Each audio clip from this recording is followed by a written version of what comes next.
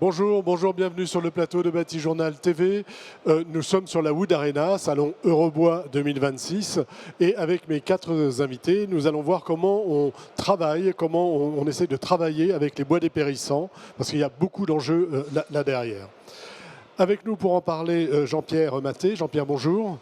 Bonjour. Vous êtes prescripteur bois Fibois Aura.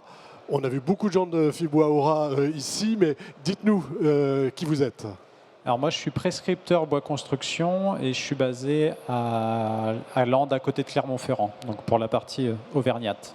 Pour la partie auvergnate, vous êtes dans le Auvergne-Rhône-Alpes. Ok, Auvergne pour vous. À côté, Rémi Chaudurier. Rémi, bonjour. Bonjour.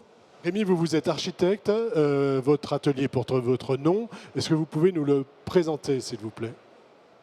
Oui, donc j'ai une activité d'architecte depuis 2016 en Isère, à Barreau. Et en 2024, je suis rentré au CAUE de la Savoie. Donc c'est un nouveau poste en tant qu'architecte chargé de mission. Et donc aujourd'hui, je viens de vous parler de mon dernier projet réalisé en Isère sur la commune du Moutaré.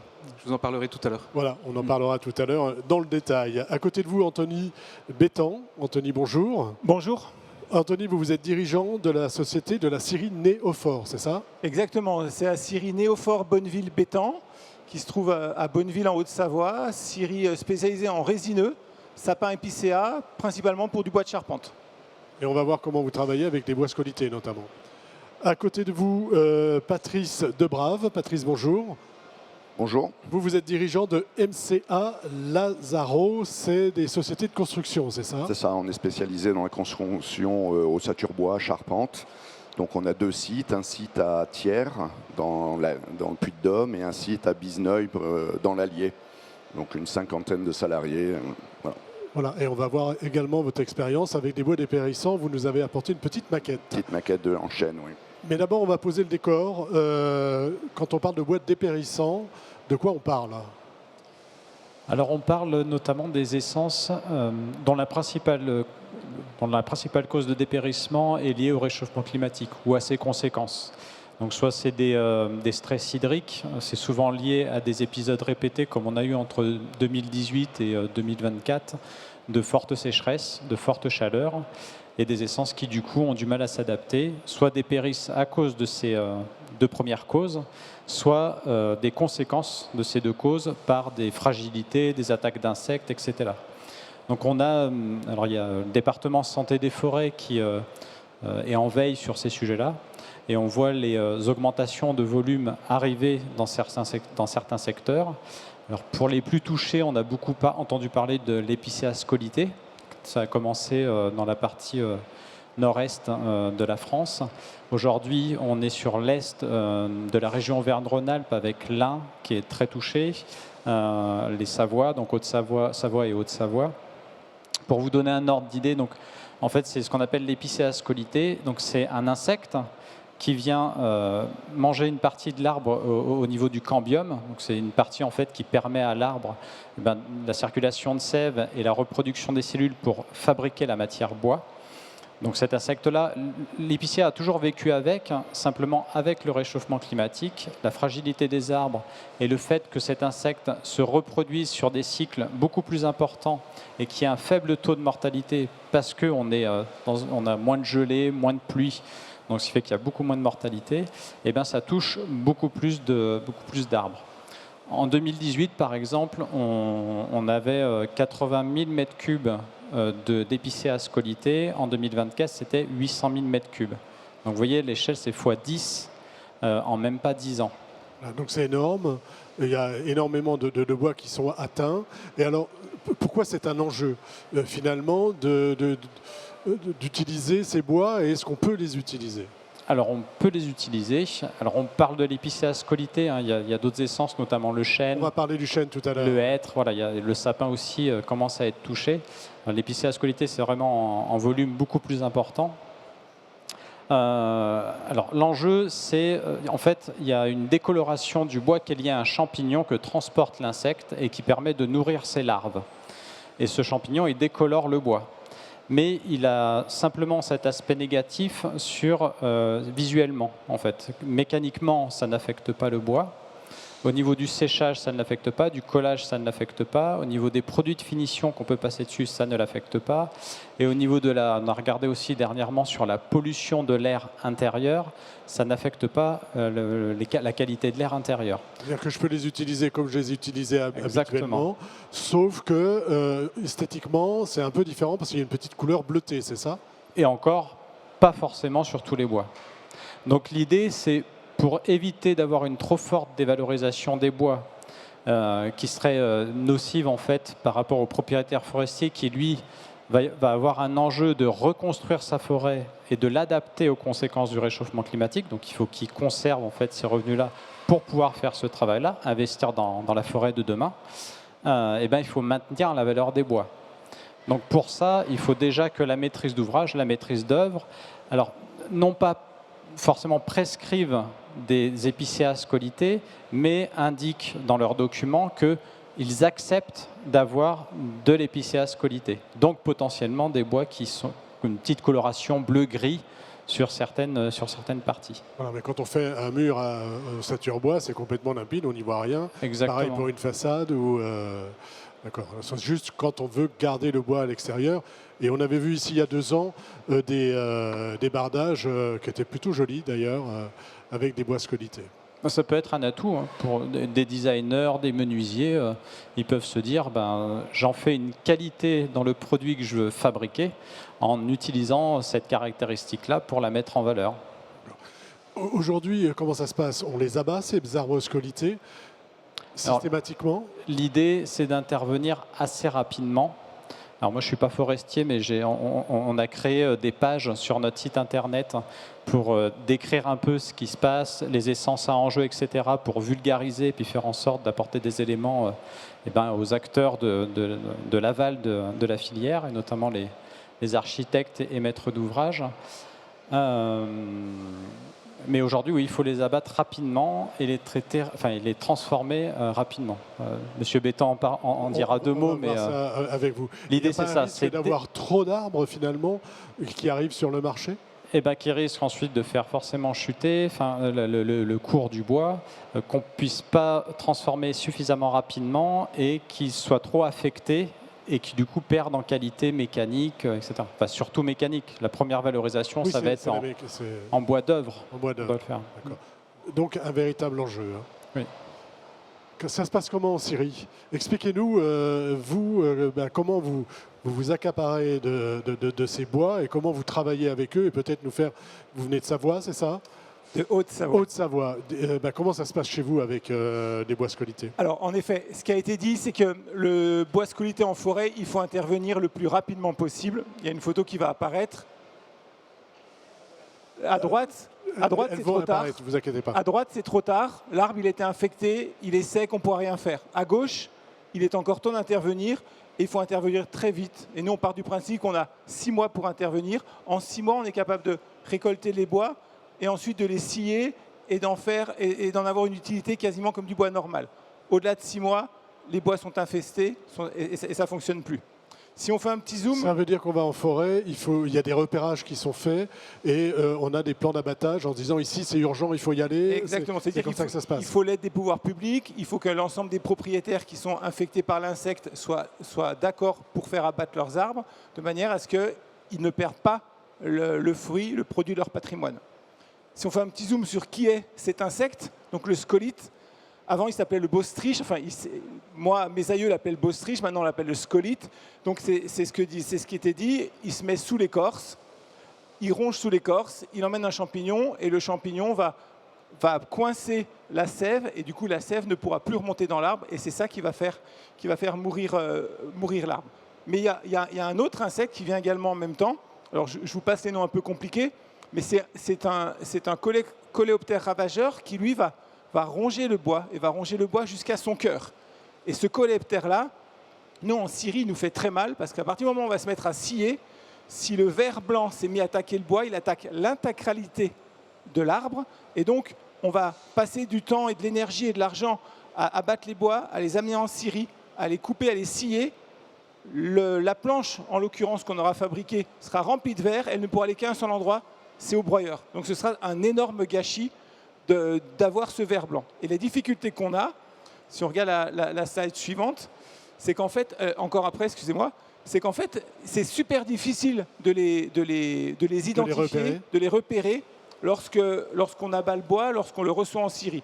Donc, si on peut le voir sur une coupe, sur le sommet de la pile, on se dit attention, ces arbres-là ont été infectés par l'insecte, mais sinon, eh ben, on prend le bois et on l'emmène en scierie. Ce que je retiens, c'est que si cet insecte arrive, le bois ne peut plus être utilisé en bois d'œuvre, c'est ça? Exactement. Donc en fait, c'est là où ça devient très important de faire, d'aller un peu en amont en forêt pour repérer les problèmes qui peuvent se poser pour éviter que cet insecte n'apparaisse. C'est ça l'enjeu. Il y a deux gâchettes. Il y a le petit scolité qui attaque l'arbre. Le champignon arrive, il rend un aspect bleuté. Mais ça, c'est pas grave, parce qu'on peut le scier, on peut le vendre. On a les mêmes résistances mécaniques. Mais par contre, si le deuxième insecte, le ver blanc, est rentré dans l'arbre, à ce moment-là, c'est foutu. Et pour nous, c'est des pertes incroyables. Du coup, en scierie, il faut qu'on soit hyper prudent au niveau du sciage. Parce que donc, il y a cette fameuse stane bleue qui vient prendre tout le tour de l'arbre. C'est des défauts, comme on l'a dit, qui ne sont pas graves parce que structurellement, ça ne change rien. Simplement, il y a cet aspect bleuté. Donc si c'est de la charpente qui va être à destination visuelle, ça peut poser problème. Si c'est de la charpente cachée, mur ossature bois, panne chevron dans une charpente collective cachée, ça ne posera pas de problème. Par contre, dans tous les cas, comme l'arbre il a séché, souvent tout le tour de l'arbre il est assez fendu. Et nous, on note en général 10% de pertes supplémentaires entre le sciage d'un bois attaqué par l'insecte versus un bois vert. Le triage est également super important parce que ces petits trous, là, on voit des petits trous noirs, notamment sur la photo de gauche. Ça, il faut absolument qu'on les repère au moment du triage parce qu'on ne peut pas envoyer ces sciages qui ont les trous noirs à nos clients qui vont mettre ça en œuvre dans des charpentes. Donc il faut qu'on trouve un sciage, une section qui sera utilisée aussi bien en bois d'œuvre comme en bois de caisserie ou en bois de coffrage. Et sauf que cette section-là, moi j'en connais une, et donc du coup le marché il est assez difficile à trouver. Voilà, c'est pas simple pour vous en tout cas. Exactement. Qu'est-ce que vous mettez en place au niveau de la profession justement? Alors on essaie de beaucoup se parler. On essaye. Il y a une action de la part de la filière et de l'Interpro assez intéressante pour faire la promotion du bois scolité, pour expliquer que c'est pas un mauvais bois, que c'est un acte écologique que d'utiliser ce bois-là, parce que utiliser ce bois-là, c'est permettre de nettoyer la forêt, et au plus vite on nettoie la forêt, au plus vite on éliminera l'insecte qui s'y trouve. Voilà. Et là, on parle de la vente, hein, et si j'ai bien vu, 11% des volumes sciés chez vous aujourd'hui sont des bois scolités. Exactement. Pour résumer, c'est une réalité à partager. Donc en forêt, c'est intervention rapide, indispensable, enjeux sanitaires et climatiques. En industrie, nous, au niveau de la transformation, c'est qualité incertaine, 10% de rendement matière perdue, productivité tri dégradée, parce que dans certains cas, on va utiliser de l'énergie pour ne rien faire. Et puis le marché, la partie structurelle, il y a des bonnes choses qui avancent, c'est de plus en plus accepté, mais aujourd'hui, le vrai débouché sera dans l'emballage. Ça sera dans l'emballage. Voilà. Mais on va quand même aller voir des bois et des épicéas, c'est ça que vous avez utilisé, Rémi. Expliquez-nous un peu le projet, et donc vous avez utilisé pour ce projet des bois scolités. Allons-y. Oui, donc je vais vous parler de la mise en œuvre du bois scolité, de son utilisation en construction. Donc aussi, je voulais rajouter que le scolite, il existe depuis longtemps en fait dans nos forêts, mais son impact s'est démultiplié avec le réchauffement climatique. Avec le stress hydrique, la montée des températures, il a un impact de plus en plus fort, mais il était déjà connu depuis très longtemps aussi par nos sieurs, tout le monde du bois. C'est pas une découverte. Par contre, il était mal aimé. C'est-à-dire que le bois bleu, pour l'instant, personne n'en voulait, notamment les transformateurs de produits en bois technique. Et c'est vrai qu'aujourd'hui, un des gros enjeux, c'est bien de lui trouver un débouché, c'est d'utiliser ce bois-là. Et c'est en ça que les architectes et les maîtres d'ouvrage avec qui on travaille, on a un rôle important à jouer, nous, pour arriver à l'utiliser, à le passer. Parce qu'effectivement, c'est un acte écologique, puis c'est aussi un acte économique, hein, parce que sinon, s'il n'y a pas de débouché, on a un vrai problème de gestion de nos forêts sur les territoires. Alors allons-y, quel Donc voilà, territoire je ici? vous parle rapidement d'un projet qui est dans le village du Moutaré. C'est un petit village en Isère, au-dessus d'Alvar, Alvar-les-Bains. Et il y avait un enjeu de revalorisation du cœur de village, un village où il n'y avait pas d'espace public, il manquait d'équipement aussi. Et donc la mairie a fait appel donc m'a choisi pour réaliser un projet de construction d'un petit équipement public et d'un espace public et d'une halle aussi, qui couvre l'ensemble. Et donc la halle et les murs de surélévation aussi du bâtiment ont entièrement été réalisés en bois scolité, à part les poteaux qui sont en Douglas, mais tout le reste de la charpente Toute la charpente est voilà, en bois scolité. intégralement en bois scolité. Et elle reste apparente, ça pose aucun souci, on va dire, esthétique. Non. Alors les particularités de ce projet, c'était qu'il était conçu entièrement en bois massif, donc c'était une demande de ma part d'avoir pas de bois transformé sur un petit projet de ce type-là. C'est très contextuel, voilà. Et je voulais du bois brut aussi. Donc c'est entièrement réalisé en bois brut, c'est du bois qui n'a pas été raboté 4 faces. Voilà. Donc c'est des contraintes un peu supplémentaires aussi pour le charpentier. Et le charpentier, donc c'est le Charpente Reverdy, qui est une très bonne entreprise de charpente locale sur le territoire là-bas, des Compagnons du Devoir, depuis plusieurs générations. Ils connaissaient déjà bien le bois scolité. C'est Christophe Reverdy, le gérant, donc 4e génération, je crois, qui m'a proposé d'utiliser du bois scolité en cours d'opération. Et vous vous dites quoi quand il vous propose ça? Vous aviez connaissance de ces bois, j'imagine? Alors, je connaissais un petit peu. Hein. Là, on voit le bleuissement du bois sur ce chevron, sur cet empanon. J'avais connaissance du bois scolité et je savais que structurellement, il n'y avait pas de problème particulier. Par contre, j'en avais jamais mis en œuvre. Et c'est vrai que moi-même, je n'étais pas parti pour en mettre en œuvre. C'était assez nouveau. Il y avait quelques projets qui avaient été réalisés en Auvergne-Rhône-Alpes, je crois 2 avec du bois scolité avant celui-ci. Et là, le pari qu'on faisait, c'était de le mettre en œuvre sur un ouvrage qui est entièrement apparent. Donc on s'est dit, là, on va le voir. Ce ne sera pas caché par des bardages, des enduits ou de la couverture. Donc on est d'abord allé voir des lots ensemble, voir à quoi ça ressemblait. Il fallait que je me fasse ma propre idée. Et quand on a constaté, voilà, sur tas, chez le sieur aussi, à quoi ça ressemblait, je me suis dit, bah, il n'y a pas de problème, hein, on peut y aller. Et du coup, on a intégré ça dans le projet. Ce n'était pas prévu dès le départ. C'est des bois de Chartreuse, donc on était en bois local, bois des Alpes aussi, labellisé bois des Alpes. Ça, c'était une demande avec la maîtrise d'ouvrage. Et donc, en réalité, ça n'a posé absolument aucun problème sur tout le processus de réalisation de ce projet. Vous travaillez comme habituellement. Il n'y a pas de changement ni pour vous, ni pour le charpentier. Non. Pour le charpentier, c'était même un plus. Et eux, ils aiment bien l'utiliser. En fait, ils ont construit leur atelier aussi en bois scolité. Pourquoi ils aiment bien l'utiliser? Et ils aiment bien l'utiliser aussi parce qu'il est quand même un peu plus sec que le bois utilisé frais et séché. Et ils aiment bien l'utiliser parce qu'il est un peu plus léger finalement à la mise en œuvre. Donc il y avait cet argument aussi qui était mis en avant. Les gens de la mairie, hein, les habitants, comment ils ont reçu ça? Est-ce qu'on leur a expliqué ou est-ce que finalement on leur a rien dit? Regarde, tiens, c'est un peu bleuté. Non, enfin, je pense que c'est monsieur le maire qui a peut-être fait un petit peu le travail d'en parler avec ses conseillers, avec la commune. Moi, je n'ai pas fait spécialement de communication là-dessus. Donc les Moutarins ont découvert le projet au fur et à mesure, parce que c'est un tout petit village, hein, il y a 200 personnes, donc ils ont suivi aussi le chantier, la mise en œuvre. Mais ça n'a posé absolument aucun problème. Ça n'a posé aucun problème. Et aujourd'hui, on le voit, le bois bleu, là ou... Très peu. Très peu. Très peu, en fait. Alors déjà, c'est une halle qui est quand même assez haute. C'est à l'échelle de cet espace il faut lever la public. tête. Donc ça se trouve à un peu plus de 5 mètres de hauteur. Donc déjà, ça joue. Le fait que ce soit aussi du bois brut de sciage, ça a un aspect différent. C'est-à-dire que peut-être on aurait un aspect plus visible des marbrures bleues si on sur un bois raboté. Pensé, ouais. Et c'est aussi intentionnel de ma part, c'est que quand on travaille en bois brut de sciage, on a une patine du bois qui est très homogène, qui est plus facilement acceptée par la population culturellement. Ok, on a fait un bon petit tour d'horizon de ce projet. Ouais, Autre chose à ajouter sur cet aspect-là? Non, donc, pour dire, c'est aussi un atelier de mise en œuvre du bois scolité et j'encourage ceux qui veulent voir à quoi ça ressemble à aller le voir sur place. Et aussi le bleu s'atténue, c'est-à-dire que par rapport au moment où on l'a mis en œuvre, on l'a livré en 2024, aujourd'hui ça se voit de moins en moins et en fait les gens qui ne savent pas que c'est du bois scolité, ils ne le voient absolument pas. Il faut le leur dire et montrer, vous voyez, par endroits où on a des marbrures, et là ils le voient mais sinon c'est pas un sujet, quoi. Voilà. C'est pas un sujet en fait. Non. Eh ben, on va aller voir maintenant comment on travaille avec des chênes dépérissants. Patrice, qu'est-ce que c'est qu'un chêne dépérissant? Bah alors, c'est un chêne qui a souffert effectivement aussi de la sécheresse, etc. Donc il faut rapidement l'utiliser.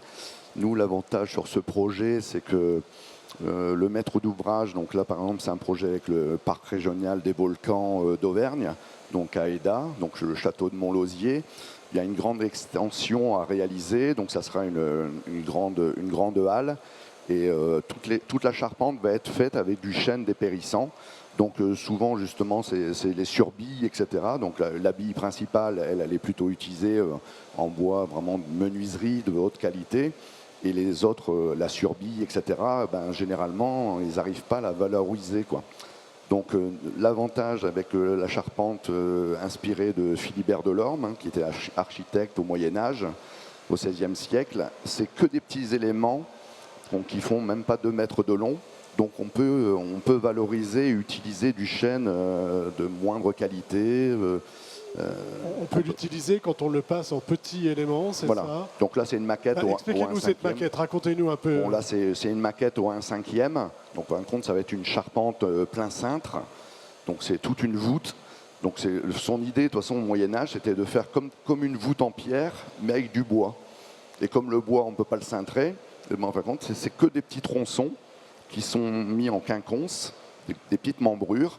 Et donc là, on va faire la même chose avec du chêne dépérissant sur lequel on peut accepter justement un peu plus de défauts. Tout est chevillé, il n'y a aucune colle, etc. Donc c'est même l'ancêtre du lamellé-collé. Et l'avantage, c'est ça. C'est comme que ça sera que des petits tronçons. Et ben on peut, même dans des billes qui sont un peu abîmées, etc., on peut purger les principaux défauts et les assembler mécaniquement et réaliser des charpentes. Alors bien sûr, on se confronte au bureau de contrôle, voilà, et donc il faut qu'on justifie que ça tient. Alors même si ça existe depuis 400 ans et que ça tient toujours, il faut quand même justifier. Il faut quand même justifier. Donc là, on a fait des maquettes, là c'est qu'un petit tronçon, mais on fait des maquettes de 2 mètres, 2 mètres 20, donc au 1/5, et on va les casser pour vérifier que ça résiste et que ça corrobore les calculs qu'on a fait en éléments finis. Vos maquettes, vous les réalisez également en bois dépérissant? Oui. C'est avec les mêmes bois. Est-ce qu'on aurait pu imaginer des morceaux plus importants? Jusqu'où on peut aller sur le... Sur des cintres en chêne et enfin en bois en règle générale, on a quand même des impératifs au niveau de l'inclinaison des fibres par rapport à la courbure. Donc on ne peut pas de toute manière faire des pleins cintres avec des bois, même il n'y aurait jamais des... Oui, il n'y aurait jamais voilà. des Donc si on veut faire du plein cintre en bois, on est obligé de quand même se limiter à des éléments, 2 mètres, ça commence déjà... Donc, si on veut utiliser du bois dépérissant, chêne ou hêtre peut-être, petite section, et travaillons comme Philibert Delorme, c'est ça? C'est ça. C'est ça. Donc là, on remet au goût du jour une construction moyenâgeuse. Oui. Quelle est la différence? En fait, est-ce qu'il a moins de tenue mécanique? Il y a un aspect tenue mécanique, un aspect esthétique? On compense justement un chevillage différent, etc. C'est sûr que s'il était sans défaut, etc., on pourrait se permettre d'écarter un peu plus, de mettre moins de chevilles, etc. Mais là, le fait on part vraiment dans le pire des cas.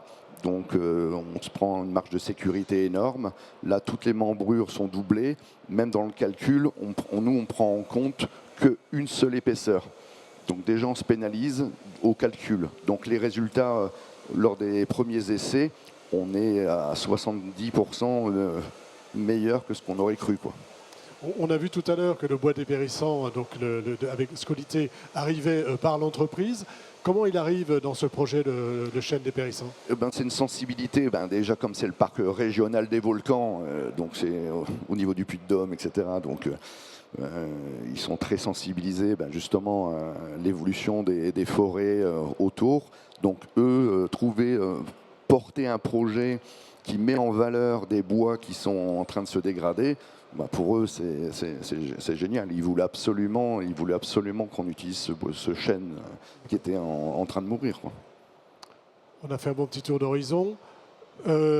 Jean-Pierre, ce qu'on vient d'entendre, ça veut dire qu'on peut valoriser les bois dépérissants. Comment le porter à grande échelle? Et puis ce sera un peu votre mot de la fin. Je pense qu'il faut faire connaître les possibilités donc, par des exemples, comme on le fait aujourd'hui. La halle du Moutaret a été primée au dernier prix régional de la construction bois qu'on a organisé en 2025. Faire monter en compétences, apprendre, dire aux scieurs. Alors il y a des scieurs qui sont plus en avance que d'autres, de facto, parce qu'ils ont connu la crise plus tôt que les autres, mais sur le chêne dépérissant, c'est toute la chaîne qui, par exemple, qu'il va falloir convaincre et apporter les éléments en matière de caractéristiques mécaniques, de durabilité, etc. Donc prouver et dire qu'on peut faire d'autres usages que certains usages qui étaient habituels dans ces essences-là. La valorisation du feuillu, par exemple, dans la construction, déjà à la base, c'est un enjeu extrêmement important pour la filière, parce qu'à peu près la moitié du volume de bois en forêt, c'est du feuillu. En construction, on utilise pour 90% du résineux. Donc déjà, c'est un enjeu assez important.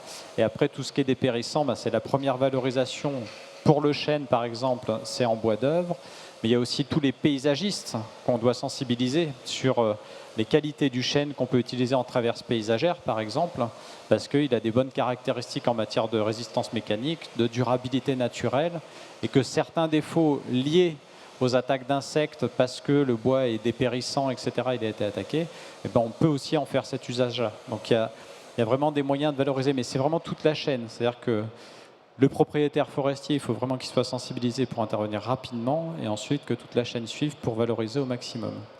Donc communication, formation. Dernière question, quand on parle de bois dépérissant, est-ce qu'il ne faudrait pas trouver une autre expression? Parce que le fait de parler de bois dépérissant, ce n'est pas très positif. Alors au départ, on était sur bois sanitaire. Au niveau de FIBOA Auvergne-Rhône-Alpes, on travaille avec les interpros territoriales. Et donc il y a des FIBOA côté Rhône-Alpes dans les départements. On travaille ensemble et on s'est dit ce mot-là, il n'est pas sympa, bois sanitaire.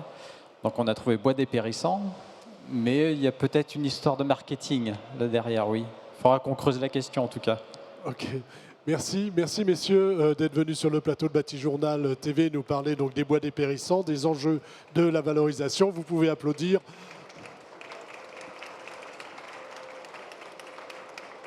Une émission, un petit temps d'échange à retrouver sur notre site internet Bâti-Journal TV, comme toutes les émissions, tous les temps que nous enregistrons ici sur le Salon Eurobois, et bien sûr sur les sites de nos partenaires, que sont le Salon Eurobois 2026 et bien sûr le magazine Wood Surfer. Merci à vous.